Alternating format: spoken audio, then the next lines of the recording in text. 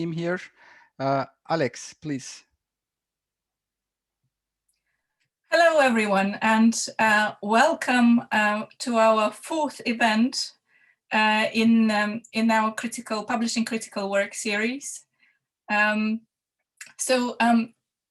this difficult times, this series serves an important purpose of supporting and nurturing the critical management studies community across various kinds of borders. And through this series, we bring journal editors of journals that are not only publish critical work, but actually actively encourage and nurture critical work in touch with their communities. And we bring you in conversation and in touch with editors of such journals. And we are absolutely delighted to have Management Learning with us today and to have Todd and Martyna and Ruth.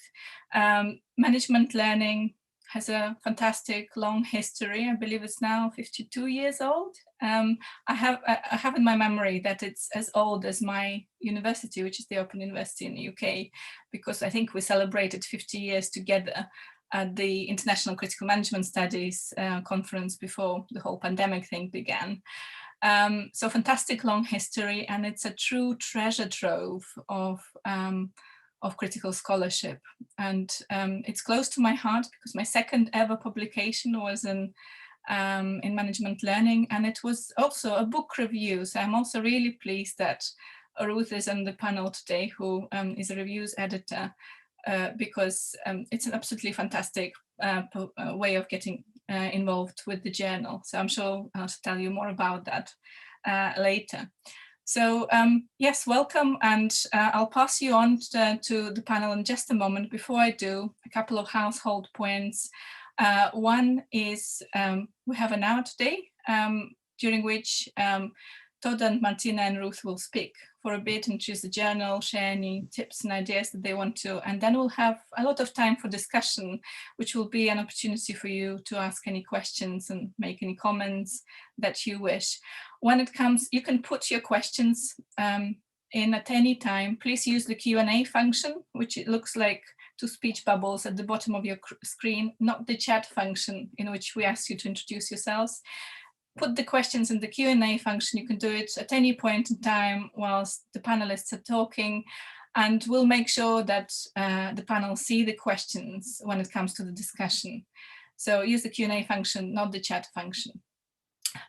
This is it from me for now. Without further ado, I'm going to pass on to Todd, who I believe is talking first. So over to you now, Todd. Thank you very much, Alex. I'm just going to share my screen.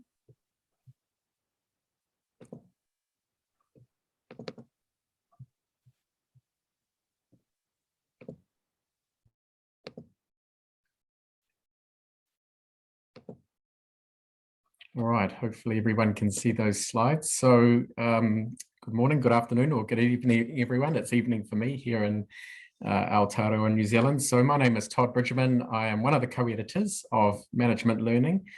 And I just wanted to say before we started, thanks very much to the CMS InTouch team, particularly Alex and Ozan and Kat, for setting this up. This is a fantastic opportunity for the journal, for our editorial team and all of those friends and people involved with Management Learning to get the word out there and to interact with the community. So thanks so much for this fantastic initiative of CMS InTouch. What we're going to do is we're going to very briefly introduce ourselves, and then I'm going to take the first session of about 10 minutes talking a little bit about the journal before I hand over to Martyna and then to Ruth to talk about publishing in the journal and some other opportunities. So very briefly, I've been involved with the journal since 2013, first as associate editor for 3 years, and then since 2017 I've been co-editor-in-chief, first with Emma Bell, who finished her 5-year term at the end of last year, and so this is my last year in the role. I'm very pleased to be working now with Martyna. I'm an associate professor in the School of Management at Victoria University of Wellington here in New Zealand. and my interests in research really lie at the intersection, I think, of critical management studies, management history, and management education. And I'm particularly interested in challenging some of the representations that we see in textbooks of kind of popular or foundational theories in management. So that's me. Over to you, Martyna. Thank you very much, Todd. My name is Martyna Śliwa. I have the pleasure of being a co-editor-in-chief of Management Learning together with Todd. I only started in the role very recently in January this year. However, prior to that, I was one of the associate editors of Management Learning, having previously published in the journal. So that's probably one thing to bear in mind. If you really like Management Learning, if you are interested in the journal, you are very welcome at some point to become our associate editor and perhaps an editor-in-chief in the future. I'm currently a professor of management and organization studies at the University of Essex in the UK. My work, and I have been involved in critical management studies, both in publication, but also in conference, in CMS conference. Also, I'm part of the Academy of Management, CMS. At the same time, I'm co-convening regularly the critical management studies track at the British Academy of Management conference. So I'm a long-standing contributor, I think, to the CMS movement and body of work. I am particularly interested in diversity and different aspects of diversity, inclusion. I have published work on intersectionality, in particular in relation to aspects such as gender, language, foreignness. I'm interested also very much in language multilinguality and linguistic diversity. In management learning, I'm very much I'm passionate about management education, management learning, and different ways in which in organizations we can become more reflexive as practitioners, and we can encourage our students to be more reflexive in their way of approaching their practice. Thank you.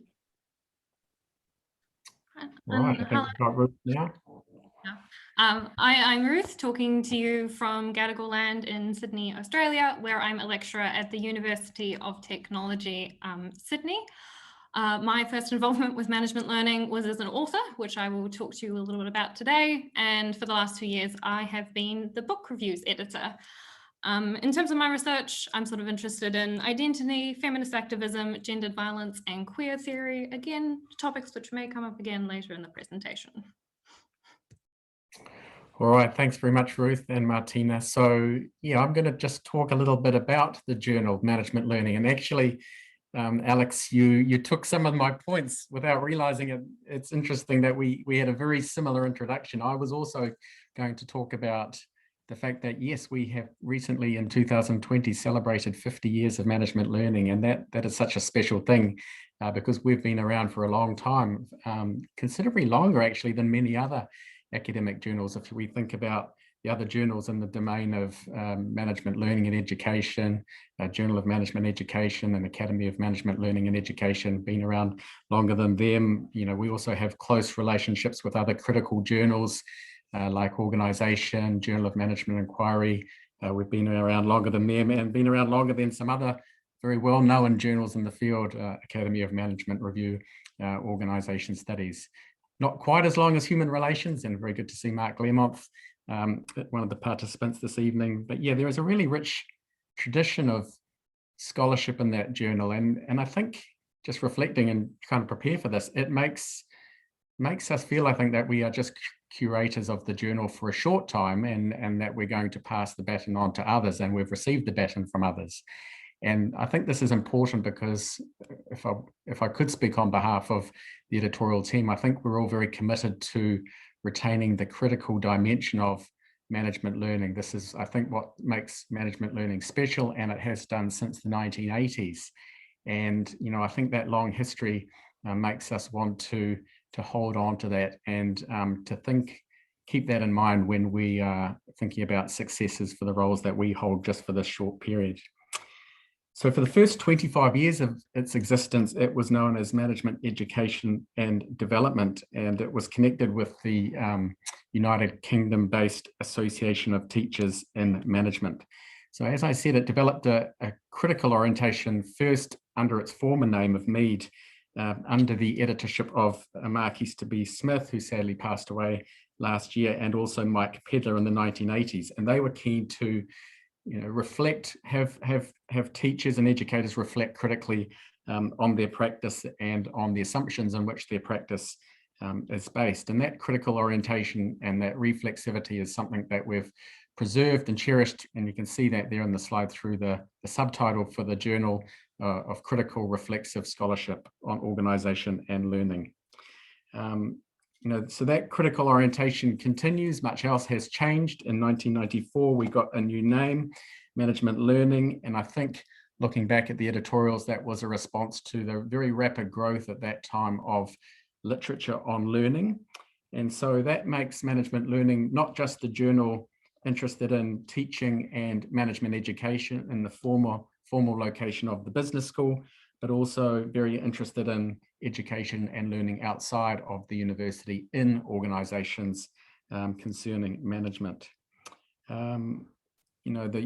have a rich history from the United Kingdom, but as you'll see when I go through our editorial team, one of the big changes in the journal has been an internationalization of the scholarship team, something, of course, that we are looking to, an agenda that we do want to push forward into the future.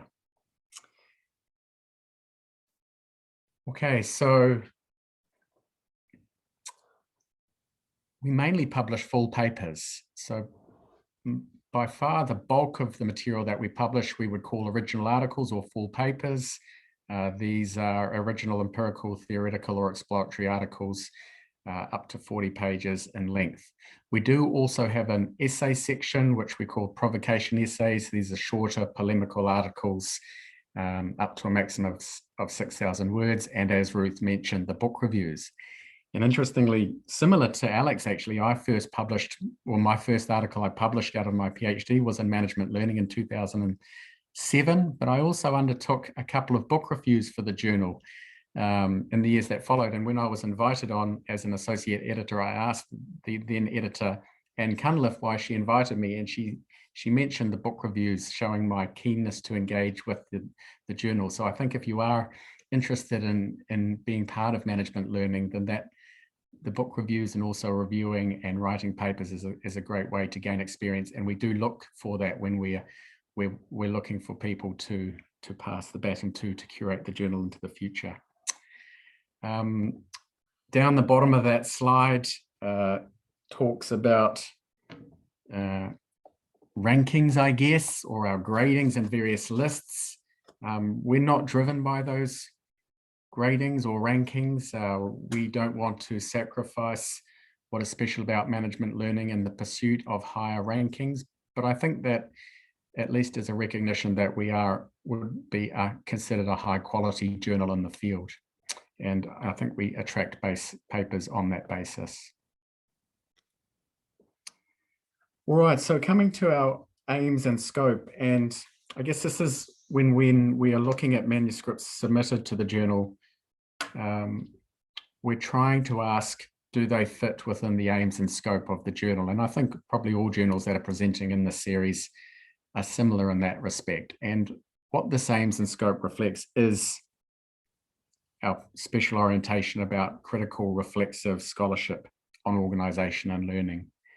So the words in red, I guess, are highlighted and important. They need to engage in critique and be thought-provoking. A processual, provisional, contested view of knowledge and learning, and emphasising the need to open up existing ways of thinking to scrutiny. So I guess, like a number of journals in the critical tradition, we are challenging mainstream ways of thinking. I don't want to be black and white, and we always evaluate manuscripts on their merits, but we don't tend to publish a lot of positivist studies. If you look at the pages of the journal, you will see lots of words rather than numbers. And we're looking for, I think, former editor Emma Bell described management learning papers as quirky or different, thought-provoking. And so I think that opens the door to some amazing creativity and perspectives that are offered by our authors. We do ask authors to be explicit about their philosophical and theoretical perspective and to explain and justify their methods and analysis. Right, so some basic information from last year. We publish 5 issues a year. I guess on average, we have about 7 articles in each issue. So we publish about 35 papers and provocation essays a year. Last year was our biggest in terms of submissions. I think other journals have also seen a big rise in submissions. That gives more work for the editorial team. We are looking to expand into 1 or 2 more associate editors this year to take account of those extra submissions. So very, very healthy, I think the journal is. We had a 20% acceptance rate last year, which is the highest since I've been involved with the journal since 2013. So I guess that's only 1 in 5, but one thing I've learned about reviewing and is to try and see the possibilities of a paper. It's easy to see the weaknesses and what's wrong. I think it's harder to see a route to publication, and hopefully I've become a better associate editor as I've gone on, and hopefully we do want to get papers through to publication where possible. In terms of our impact factor, as I said, we're not driven by this, but it's going in the right direction, which is very pleasing. We have a real important social media presence, particularly on Twitter. I don't know whether we were the first to have a social media editor, but we certainly were one of the first journals to appoint someone particular to that role. I've been active on Twitter myself since I've joined the journal. It's just been an amazing community of scholars and non-academics and other interesting people to engage with. And so, yeah, that's important to us to share the work that our authors are producing on Twitter, but also to share the work of other work that we feel is interesting, and also provide an opportunity to debate issues and goings on. And there's some big burning issues in the critical community at the moment that are being discussed on Twitter. So feel free to join us there. Articles are 149,000. That's a big increase in the last few years. So again, that's positive that our work is being read. So the tradition of the last years has been to have co-editors in chief, and I'm very pleased, as I said, to first work with Emma and then also Martyna. We have another really important person, and we need to get her photo on these slides. I've just realized we don't have a photo of Lisa, but Lisa is working behind the scenes, is often the point of contact for authors and reviewers and special issue editors. And she has done a fantastic job over several years now in keeping the organization running very smoothly for the editorial team. So thanks very much to Lisa. And this is our associate editor team. I think it's probably smaller than some other journals of a size. And I think that was probably deliberate in a way. We want to keep the editorial team quite small. We hand over a lot of responsibility to our associate editors. So when your paper comes into the journal, it will be allocated first to an associate editor. So it's not coming across Martyna or myself desks initially. So the associate editors are making first decisions on papers and taking those papers through to final decisions. So they carry a lot of responsibility. And so we recruit them very carefully, and they are all, as I think has mentioned previously, been publishing in the journal or reviewing for the journal. A number of them have been involved in special issues of the journal. David Jones from Northumbria was the lead special issue editor on our very successful special issue recently, The Performative University. And Gabrielle Durapol from Mount St. Vincent University in Canada, she was the special issue editor on our 50th anniversary issue. So yeah, we really appreciate that, the very hard work that is put in by this associate editor team. Also, in addition to the associate editors, we have Deborah Brewis, who is editing provocation essays. Deborah was previously our social media editor. We have Cara Reid, who has taken over from Deborah in the social media position and doing some really innovative things on Twitter especially. So we're very grateful for her work. And as Ruth has already introduced herself, editor of the book reviews. And I hope a number of you have read Ruth's paper writing the doctoral thesis differently, which is one of our most downloaded papers. It was part of a very special issue on writing differently, and it was a fantastic piece of work, and we're thrilled to have Ruth joining our team. All right, so that's enough from me. I will hand over to Martyna. Thank you very much, Todd. It's wonderful to actually listen to you speak about the journal, and actually think, yes, it's a great team, a great community to be part of, and to see it grow and develop. And I know that this year we have already had more submissions in the first quarter of the year than we did it last year at this time. So the journal is growing, and there is more and more interest in the kind of work that we are doing, which suggests that the journal is hopefully doing something right, something that feels relevant to many people. What I'd like to talk to you about is a few things, of course, about the process of preparing a manuscript for management learning, the kind of things that we are looking for, the sort of things that perhaps will be useful for you to think about when you consider submitting to management learning. A lot of the things are, of course, fairly very well applicable to a number of journals. So there are certain things to bear in mind for any journal when you submit. And of course, I don't know to what extent the people who are with us now or will be watching this later on have published. I've got a lot of experience of journal publishing or not. So I'll speak on the assumption that actually perhaps you have never published in management learning, or maybe you haven't published in academic journals much so far at all. Perhaps you are considering your first submission. So forgive me if you are a very experienced academic and some of this is just too straightforward. I hope you still enjoy it.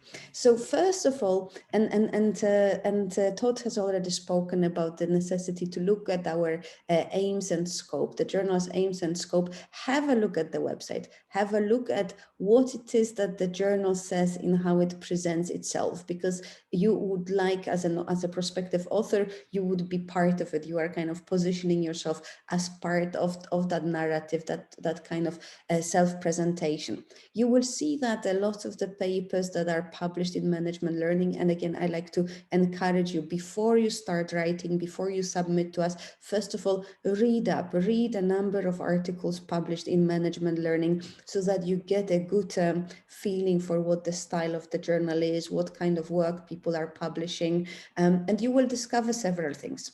One thing you will discover is that people who publish in management learning often work with specific concepts, specific conceptual approaches. These approaches either directly refer to pedagogy, critical pedagogy, radical pedagogy, different theories related to learning. It could be explicitly to do with learning or becoming someone, becoming a leader, becoming a manager. So this idea of somehow a person developing or a community developing, or it could be another type of conceptual lens. Usually, I think it's safe to say that the kinds of topics that are of interest in broader organization studies will be of interest to also the readership and authorship of management learning. So at the moment, and Ruth will be talking about it later on, the kind of special issues, for example, that we are editing address topics such as identities, topics such as the senses.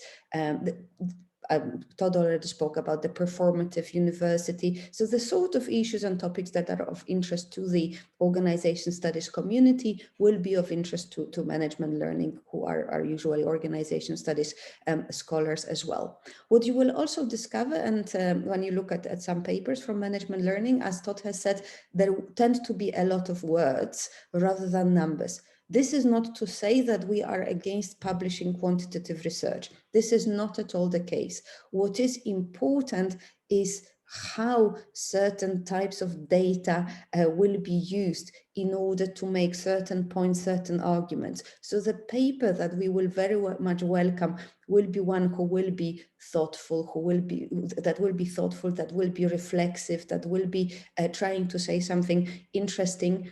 A lot of the time, the kind of papers that end up being published in management learning do this through drawing on qualitative methodologies. but we are very much open to critical reflexive papers that draw on quantitative material. That would be fantastic. As it happens, we don't often get quantitative papers, and when we do them, they tend to be the sort of papers which perhaps were not really written with management learning in mind, which is another thing that is really, really important for us, and I'll speak about it in a moment. But what is crucial, think about your paper, first of all, conceptually, what it is that you're trying to say, that you would like to say, what concepts, theories will you be drawing. If it is empirical or theoretical, make sure that it is located in the literature that you want to locate it within, and think about methodologically what it is that how you are conducting your analysis, especially for an empirical paper, and make sure that the thought itself, the idea, the argument is more important than the description of the methods that you will be offering. It is important that the paper should be rigorous, but what's more important is what it is that you're trying to say, what it is that you're contributing. Next slide, please, Todd.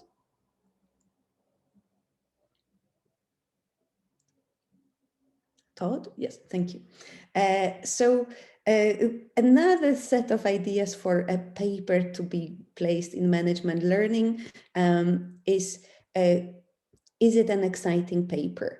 Is it a paper that has been written in a way that is actually interesting to people, but also a way that is accessible, that is direct, that doesn't sound obscure? Why is it important to us that the paper is not only interesting and exciting? I hope that all journal editors would like to see exciting work published in their papers, but also to think about it being accessible. We are very, very aware of the fact that we would like the journal to become more and more international and more global. And while English is the language in which, of course, we work and we publish work, we realize that not all our readers, not all our writers have English as their first language.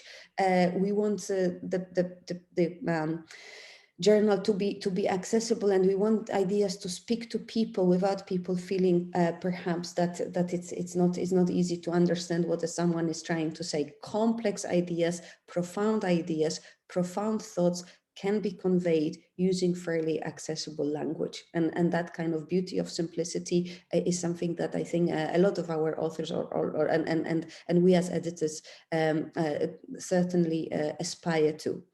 Of course, there is this idea of engaging with conversations. It's quite crucial for us to know that our authors want to talk about things that others are debating, or draw attention to areas that are worth debating, including debates in management learning. It doesn't mean that you have to include lots of citations to management learning in your manuscript, but it probably helps in the sense that it's useful to show that you are actually engaging with this journal. Then there are a few tips for very technical things to bear in mind before you submit to the journal. For example, the number of pages. At the moment, remember, we have 40 pages allowed. There is a certain type of font, etc. These are very, very easy things. Remember also to anonymize your paper before you submit it. Then, as far, next slide, please. Then it is really, really important to think about what kind of work gets published. When you have a manuscript and you are about to submit it, the first thing that you want to achieve is to make sure that it gets sent out for review, that it doesn't get rejected. And as Todd has already stated, our associate editors have a lot of power there to decide what to do about the manuscript. If your paper, if the manuscript were to become rejected, that's something to remember about management learning, is that we don't offer very elaborate letters of rejection to authors and papers who don't seem to be really fitting within the scope and aims of the journal.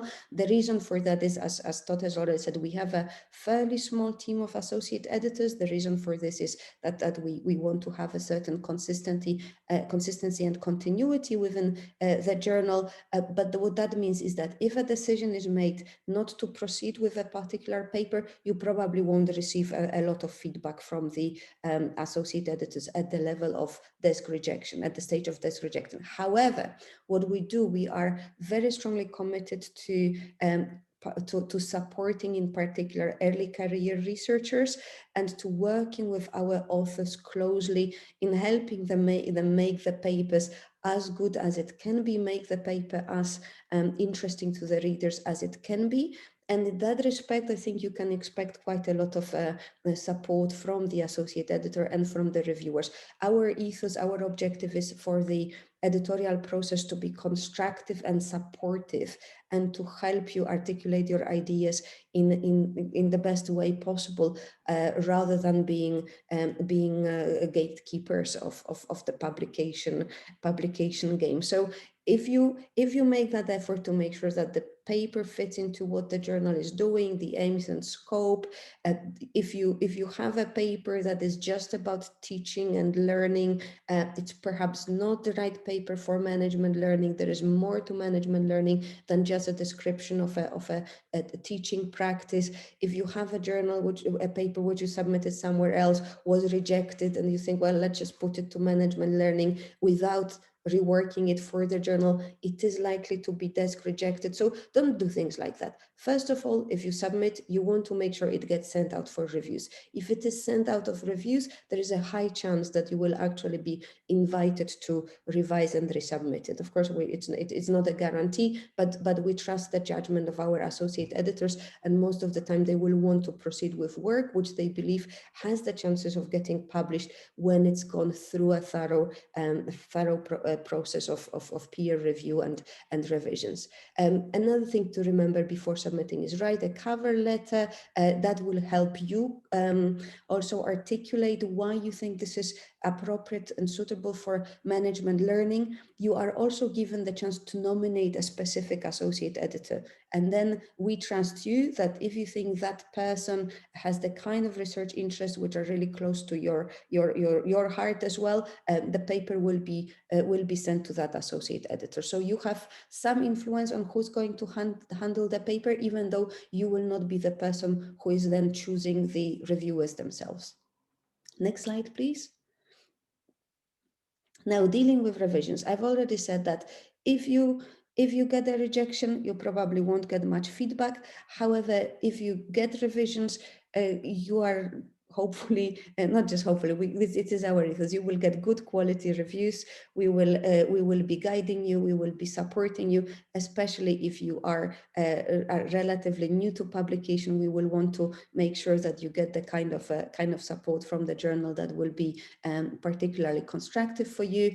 If you are revising your paper, remember the actual text is very, very important. The reworked manuscript matters a lot, but what also matters is the letter of response. People who are experienced in this kind of thing know how to do this sort of letters of response. If you are new to the revise and the resubmit process, remember this is important. Allocate time to it. Write a letter whereby you answer point by point to all comments from the reviewers. Also, you may want to perhaps include a table where you say reviewer 1 said this, I said we did this, reviewer 2 said this, we did that. Make sure that it becomes easy for the reviewers to identify how you have responded to their comments. Doesn't mean that you have to do everything reviewers ask you to do, but you need to engage with everything they ask you to do. Next slide, please. And just to finish my part of the presentation, I'd like to encourage you all to respond to reviewing requests. Sometimes it's really, really difficult to find reviewers, willing colleagues. We are very grateful to everybody who gives their time for free to the journal to do the reviewing tasks. Please, when management learning sends you a reviewing request, say yes. And if you haven't got that much time, then say, yes, but I need a little bit more time. And that will be very, very much appreciated by us. This is free labor, labor of love, labor for the community. If you want to have your own work published, then you also rely on others putting that free work in for you. The perks are that you could become, not only you're a good person for being a good reviewer, but you are also likely to perhaps win the Reviewer of the Year award, or you will be invited to be a member of our editorial board or an associate editor. Thank you very much. Over to you, Ruth.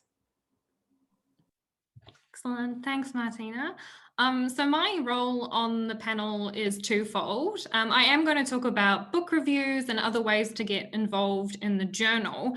But first, I wanted to share my experience going through the process that Martyna just outlined, first as a PhD student and then as an ECR. So thanks to Alex, who's posted my doctoral, writing the doctoral thesis differently paper in the chat box, and the reference to the other one is there on the slide for you.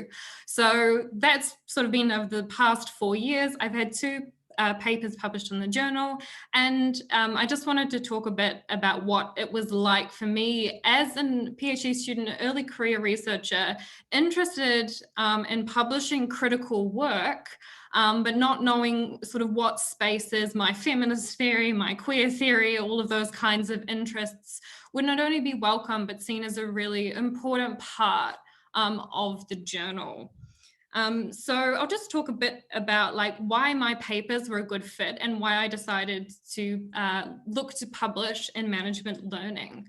So my first paper about writing the doctoral thesis differently was a critique of how we learn to be academics through writing the doctoral thesis. And I both shared my experience and therefore offered a new way of thinking about how we could learn to be academics in a way that resonated strongly with our own political commitments. So there you can see in my brief overview, picking up on what Todd said earlier, it really was about the critique of the writing process and offering a thought-provoking alternative to that sort of standard process.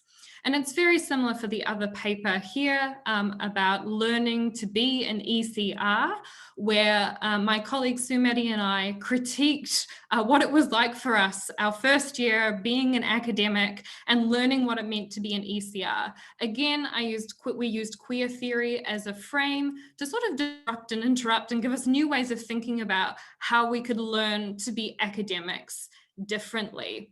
So it was a good fit for management learning, both exploring our own processes of learning and thinking about how others learn at the same time, but also getting to experiment with these particular theories and in particular queer theory, and feel that that was really welcomed in the journal. And in both of those papers, I give a really strong and very clear theoretical stance that I am both politically and conceptually committed to queer theory. And it's great in a paper to be able to articulate that fully and have that integrated throughout the writing. And as the aim in both of those papers was sort of to interrupt the norm, the standard, again, it was really great to approach a journal which was committed to showing alternatives and thinking about things differently. So the overall experience for both of those papers was really positive, from dealing with the editors to the reviewers and their comments, to the actual publication process. It clearly was set up to help scholars, and I was both very clearly a PhD student and an ECR in both of these papers, and to have that sort of supportive community around you to help develop those ideas further. The reviewers, even in my writing the doctoral thesis differently paper, pushed me further to be more critical and to do things more differently in the paper rather than acting as a constraint. So it really is a place that like allows these ideas to flourish. And also some other examples of great work who do similar things on the slide, look them up. Can we go to the next slide, please? So both of my papers were actually published in special issues of the journal. So first with the Writing Differently special issue, and then the one in the middle of the slide, Identity and Learning Not to Be Different. Again, as PhD and then an ECR student, these special issues in the journal were really useful for me. I was broadly interested in these topics, but it gave me a focus and an ability to sort of find a way into the journal, learn what it's like to publish in there. And so knowing that then later on in my career, I can take these same ideas or these same theories and go back to this space, but perhaps outside of a special issue. So there's, yeah, I think both Martyna and Todd mentioned some of the exciting special issues that are going on there, so I don't want to talk about them much further. I just do want to say that it is really both a sense of getting what topics are accepted in this journal, what topics are people really interested in exploring. It's really a good place to look at sort of what discussions are going on, how communities are being formed. And also, you know, if you are new to publishing, a good place to try for a special issue and sort of get a sense of how the process works with some guidance. All right, next slide, please. Okay, so back to my actual home in the book review space. I'm really happy to be the book reviews editor of Management Learning. And this book reviewing space really builds on what Martyna and Todd have already said about the journal. It's a space where we reflect on our own learning. It's a space where we engage with topics, and it's how we build community by sharing our own experiences of reading and then how we could use these topics in new and interesting ways. And I really like that both Todd and Alex talked about doing book reviews for the journal as a way of getting started, because it is a really great first step, particularly if you're a PhD student or ECR and want to get an experience of what it's like working in this space. You get to develop your skills at reviewing and writing and critiquing all at the same time, but you're doing this in a way that's far less formal. It's got more flexibility, but it's still a great way to join in that conversation. And particularly for PhD and ECRs, you know, it's a good way to have that first publication in a journal and have gone through the process from beginning to end. So the book reviews that we do at Management Learning really fit within the scope. So we are looking for, you know, books that give critique or are thought-provoking, interesting, are either about learning or, as sort of Martyna highlighted, not just learning in sort of the academic sense, but learning in management and organizations as well. So we get authors who approach me with a book they want to be reviewed. I'm in touch with the publishing houses looking at what's coming up, or reviewers themselves sometimes come to me with a book that they want to review. So there are lots of ways to become involved in book reviews or to suggest or, you know, get your hands on a really exciting new book for review. The scope and time for book reviews, they're usually between 1,000 and 3,000 words, depending on what type of review you're doing. And we give about a 3-month window for the review from when you receive either the ebook or the actual physical text for your review. So again, it's a bit of more of a faster turnaround. It's a bit shorter, and it's a good space to exercise some of those skills. We do both traditional reviews, so that's one reviewer, one text, where they summarize and critique and give their ideas about how useful this book would be.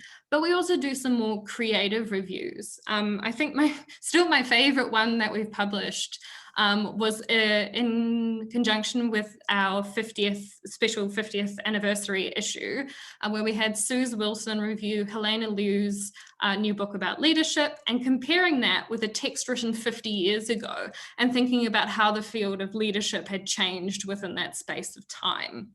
We've also had people do reviews of multiple books on a similar theme. We've had interest about dialogues with authors, so an actual conversation with the person who wrote the book. We've had author spotlights. We've had really great sort of like situated reviews where they use sort of the themes of the book to think about and shape the writing of the review itself. So there's a huge number of possibilities, and you can really exercise your creativity when you're coming on to the book reviews. So if you're interested, we put out calls through the social media and email lists. You can also just get directly in contact with me if there's a particular book you'd like to review. And that's for both authors and reviewers. So come talk to me. Cool. All right, and then can we go to our last slide, which are other ways of engaging with the journal. So this content comes directly from our social media editor, Cara Reed, as I asked her what she would want to pass on. So the absolute bare basics, take a look at the Facebook and the Twitter. Martyna and Todd already talked about this. It's a great way to hear about what's going on in the journal, both articles or calls for special issues or other work that we think is really interesting, just to link into that community. And beyond sort of the Management Learning official Twitter and Facebook, lots of the editorial team are also on Twitter, so it's probably a good idea to follow them as well. We have a really exciting partnership at the moment with the Talking About Organizations podcast. So Management Learning partnered with them around some of their episodes, and they've come up with these multimedia reading lists about particular topics, which are really great and really interesting. If you just go to the website listed on the slide there, and then you go to collections, you'll see a list of different topics and management learning. There's one, for instance, around care. And so there's papers from Management Learning looking at that particular concept paired with the podcasts from Talking About Organizations. We also have a Management Learning Meets series, which is a series of short videos from recent authors. So I actually did one of these about writing the doctoral thesis differently. And they're about no more than 10-minute clips where you really get to hear from the author personally, what was their paper about, what motivated them to write it, what the process was like. So if you're a recent author as well, you can come to our social media editor and suggest that you do a Management Learning Meets for your article. Otherwise, there's all the stuff that's usually on a journal's homepage that you should go and take a look at. So there's some open access resources, virtual special issues, calls for submissions for the special issues, and of course the latest papers. So that's a good place to be, as well as signing up to the alerts from that. And I think what comes from this all, from both what Martyna and Todd were saying, is reach out to the editorial team. They're here for you. They want to discuss this stuff. They enjoy it. They're passionate. They're committed. So if you want to see how things work, come talk to us. Thank you.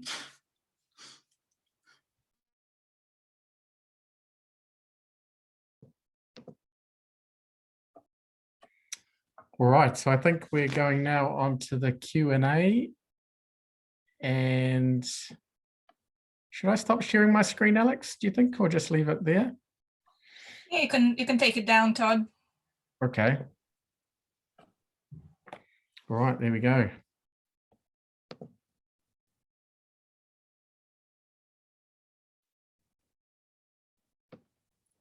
Okay, so I see no open questions in the Q&A section, or should I be looking in the chat?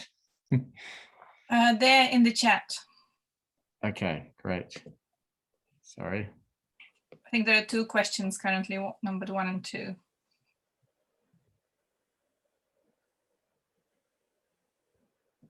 Great. So the first question is, does Management Learning welcome systemic reviews? Martyna, I'm going to pass this one to you.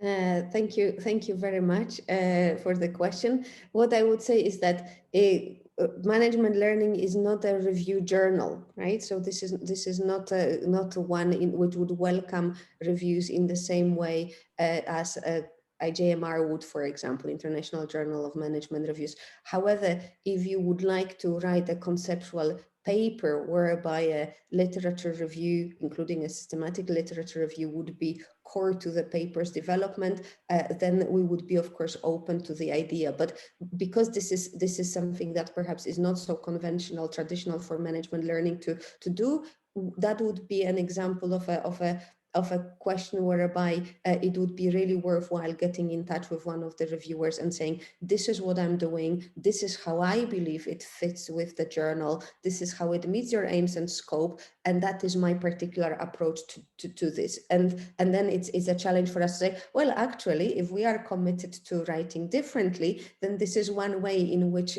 writing differently can be performed in the critical space. So please work with us on this. So that's how I would probably approach it if I were you. First of all, think about what it is you could do, how it fits with the journal, and then come to us, talk to us, and say, well, I have a convincing case for that, and we would definitely be welcoming of this kind of approach. All right, thanks, Martyna. And a question from Anne: would you advise to indicate in the cover letter that one is a doctoral student or early career researcher? So I'm happy to take this one. It's not something I've actually thought about, to be honest, but I think it would be a good idea to indicate that. Certainly no harm in you indicating that. It's not going to work against you if you indicate that. And I think it's good as editors to know where you're coming from when writing the paper. So So yeah, we're very keen, as you know, Ruth and Martyna have said, to support early career researchers.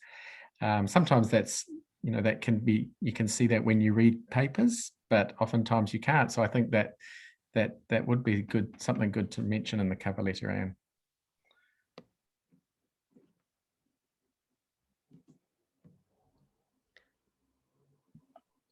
Okay, so a question from Scott. Scholarship on organisation and learning. Do papers require both elements? Someone want to have a go at answering that one? Yeah, I'm happy to have a go. A very short answer is yes. Yes, it is a journal called Management Learning. It needs to have some connection to learning. It doesn't mean that it is a narrow understanding of learning. Learning happens in different contexts. Learning happens at different levels. So it can happen in a classroom context, in the business school amongst students, but it can happen in organizations. Individuals can learn, teams can learn, members of communities, members of society can learn. So the notion of organization here is also broadly understood. But in general, yes, if your paper has nothing to do with learning and development, then probably management learning is not the best home for it. If it doesn't engage in any way with issues of organization, organizing, management, leadership, then probably as well it is a paper that is in a different field. So perhaps management learning would not be the best home for it. But the understanding of both organization and learning as it pertains to management learning is so broad and so open to interpretation, and the balance between the two can vary from paper to paper. I don't think it is a restraining thing. I think it is, but these are really good kind of starting points for joining the conversation in management learning. Question 4. Todd, do you want to attend to question 4? So this is from Victor. I was reading the aims and scope of the journal and there's no reference to methodological papers. Do you include these sorts of papers? I'm not actually sure, Victor, what you mean by methodological papers, but we do publish papers on research methods. Yeah, I think we would. We certainly don't rule methodological papers out. As I said, I'm not quite sure what you mean, but we have published on various aspects of researching, learning, and organisation. So I would say methods papers we do publish. Mm-hmm. Question 5 about whether the journal is open to Eastern perspectives of learning, such as the spiritual tradition, when learning takes place, learning as spiritual advance. And absolutely, this is something that the journal would be open to. Again, remember that the way you would present the ideas then would be in line, would need to be in line with the overall expectations of the journal, right? So rather than describing a particular tradition, provide the reflexive analysis and the discussion of what it is that you want to write about. So in the spirit of management learning, discuss a particular subject, including this one. As Todd said in his introduction, for example, he's in particular interested in history. There are different ways in which we approach learning and education and development, and in that sense, spiritual traditions, historical traditions from different cultures, different contexts fit very well into that.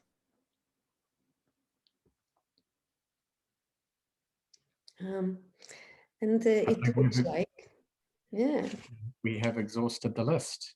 We have exhausted the list. The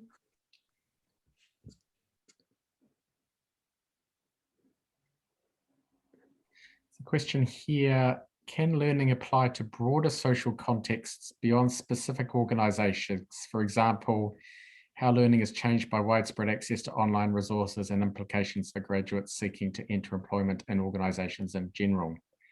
And I would say yes. Yes. I think organization quite broadly defined, and a broad definition would certainly encompass subjects like that.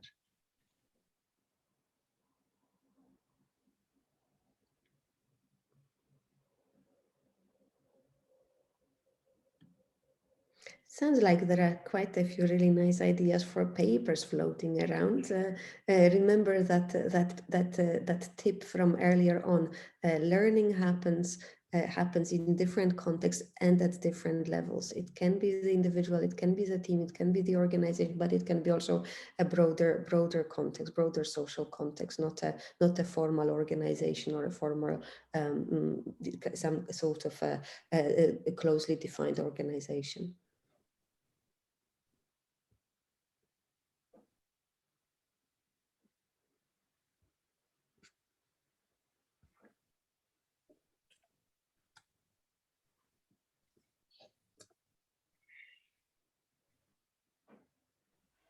All right. One last question is coming. Yeah, sure. I'm copying it now.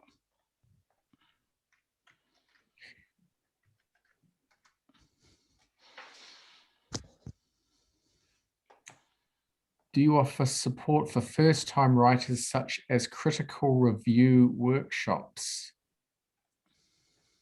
That is a good question.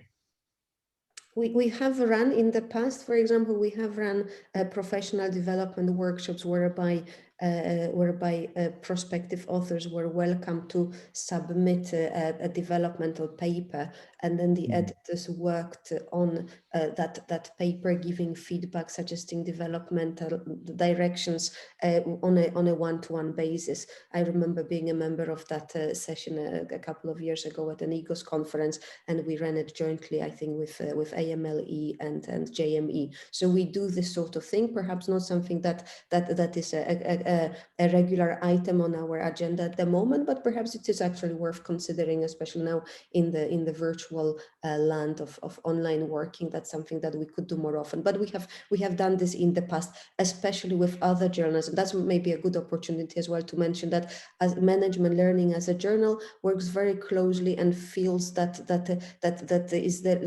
we are in a very good mutually supportive relationship with other journals that are also active in a similar space, and in particular journals that work in the field of management and education. And we work with other editors as well on building a broader community interested in management learning and education, and then potentially publishing work, submitting work to any of our journals. I see one more question is about whether we are being open to autoethnographies. Again, a short answer is yes. And please have a look, especially have a look at that Writing Differently special issue, because there are quite a few autoethnographic papers there in that special issue, and you see how this happens. You will get a very good example of these types of papers.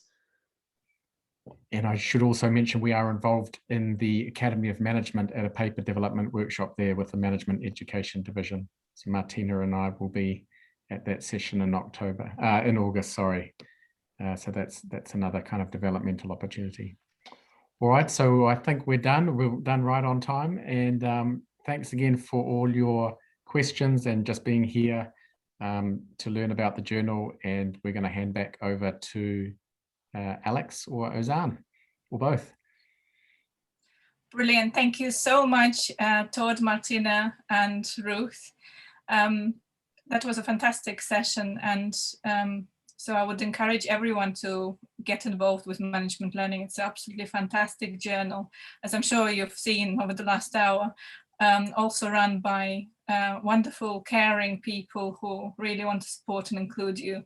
So yes, do get involved in all possible ways, book reviews, reviewing, writing, make the most of it. So thank you very much, Todd and Martyna and Ruth. It's fantastic. It's been absolutely fantastic to have you with us today. Before we close, just wanted to draw everyone's attention to some of our forthcoming events. We have a great lineup coming up. We've got on the 11th of May, we've got another event, our 5th event in the Publishing Critical Work series, this time with leadership, another great critical journal. Then in May, we'll confirm the date later. We'll have a webinar on sexuality in organizations. And then on the 8th of June, we've got our 6th event in publishing critical work, and this time with the Journal of Business Ethics. And we have more coming up later too. So keep an eye out on Eventbrite page. You can follow us on Eventbrite and you'll be the first to know when we announce a new event. And all of our events, of course, are free and open to register and take part.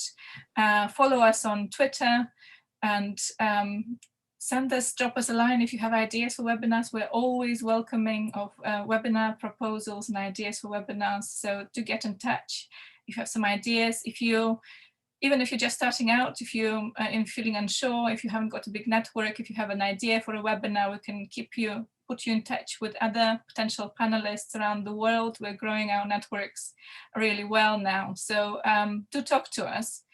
And if you missed our webinars or our events, then you can always catch up on YouTube with the recordings. So that's it from us for now. Thank you very much to my fellow InTouchers who are behind the scenes, Azan, Kat, Arturo, Vijayta, and thank you to all the participants, to you as well, for coming along and making it such a fantastic event. So keep safe in these challenging times, take care, keep well, and bye for now.